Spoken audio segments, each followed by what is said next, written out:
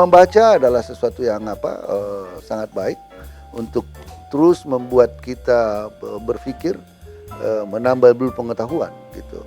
Jadi kalau tidak kita menggunakan membaca pikiran-pikiran kita bisa menjadi lamban dalam menganalisis sesuatu.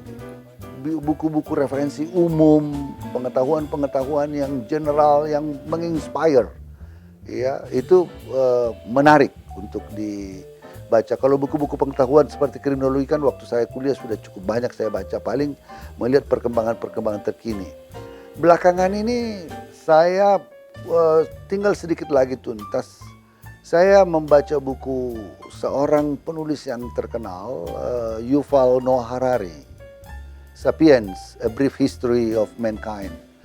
Ini buku yang sangat menarik, ya. Dia memadukan sejarah, filosofi, dan ilmu pengetahuan untuk menjelaskan sejarah manusia, tentang peradaban manusia. Yang menarik itu dia menjelaskan perkembangan sejarah peradaban manusia. Ya, dia membagi ada tiga revolusi dalam human mankind. Ya, pertama cognitive revolution, dua agricultural revolution, dan tiga adalah scientific revolution. Jadi bayangkan revolusi kognitif dari sapiens, Homo sapiens ini dari millions of years. Kemudian baru revolusi kognitif, manusia menjadi manusia yang boleh kita katakan mulai berpikir. Ini 70.000 tahun yang lalu. Tetapi panjangnya sejarah untuk sampai kepada revolusi pertanian, agriculture revolusi, itu dari 70.000 tahun yang lalu ke 10.000 tahun. Dari sekitar mencapai 60.000 tahun baru masuk ke revolusi agraria di seputar Sungai Nil. 4.500 tahun kemudian baru kita memasuki scientific revolution. Baru masuk 300 tahun yang lalu itu revolusi industri. Mulai mesin uap diciptakan. 100 tahun berikutnya, kemudian dari situ lahir listrik, percepatannya listrik. Kemudian 60 tahun berikutnya komputer. Itu kecepatan bagaimana perkembangan peradaban kemanusiaan. Ini bahkan dia mengatakan kapitalisme, agama, dan lain-lain itu adalah share belief yang membuat manusia ini seperti bisa mengumpulkan banyak orang, membuat satu ideologi yang membuat manusia berkelompok menjadi satu entitas politik gitu. Jadi ini sangat menarik sekali. Jadi saya melihat apa yang dibuat Yuval Harari ini betul-betul menarik. Kalau waktu kuliah itu memang buku itu lahapan-lahapan yang tidak bisa ditinggalkan. Kita dalam seminggu itu mungkin membaca bukan lagi ratusan halaman, mungkin beberapa ratus halaman dalam topik-topik yang berbeda. Dan membiasakan membaca dengan cepat, mengambil essence. Buku-buku fiksi yang menarik, saya suka yang detektif, ya. Ini novel-novel. Dulu juga kadang kalau saya traveling, sering membaca buku-buku. Saya lebih suka baca buku-buku novel yang berbahasa Inggris memang. Di rumah saya di Medan ada beberapa buku Sidney Sheldon.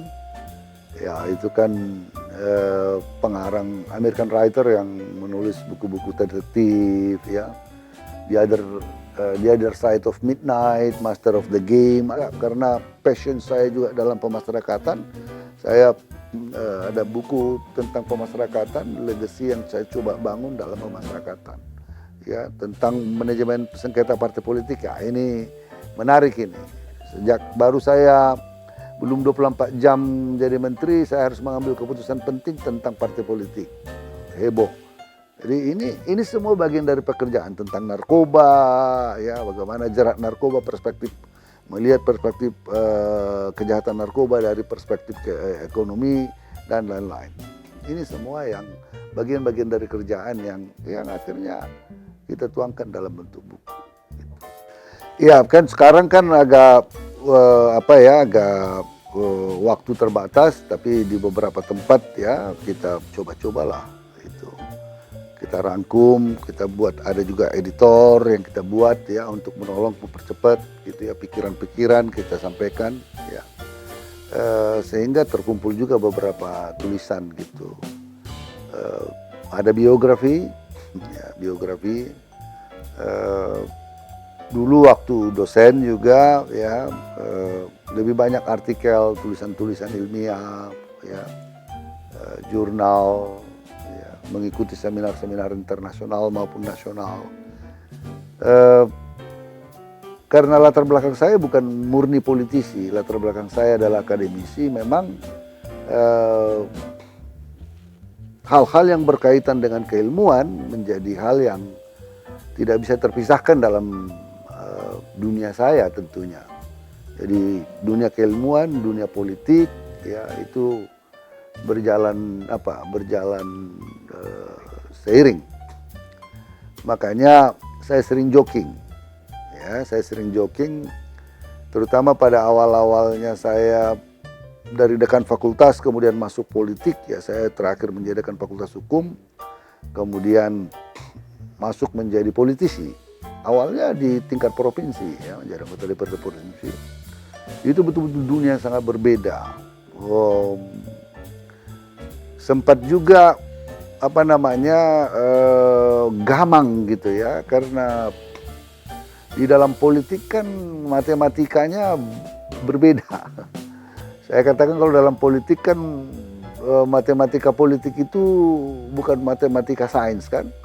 Kalau dalam sains 2 tambah 2 4. Dalam politik 2 tambah 2 berapa kita buat? Kan dalam politik kompromis. Dalam politik membuat undang-undang tidak ada. Kebenaran absolut itu dalam politik nggak ada. Undang-undang itu adalah keputusan politik yang didiskusikan, dibahas secara bersama dan kemudian diputuskan secara bersama.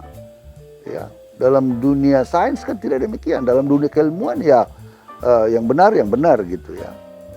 Jadi pada waktu itu gampang juga. Saya berjalan sebagai politisi. Awalnya udahlah 1 periode aja menjadi politisi.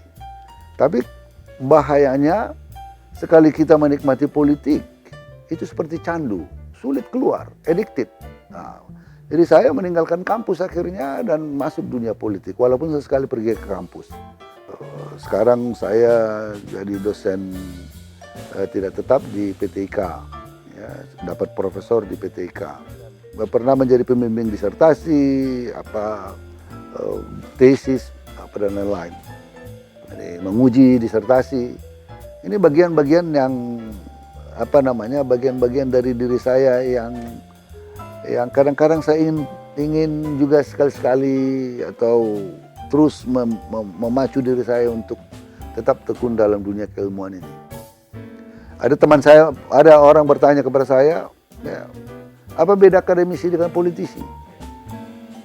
Saya bilang seperti PowerPoint. Jadi kalau akademisi tidak punya power, but has points. Tapi politisi punya power tapi tidak punya point.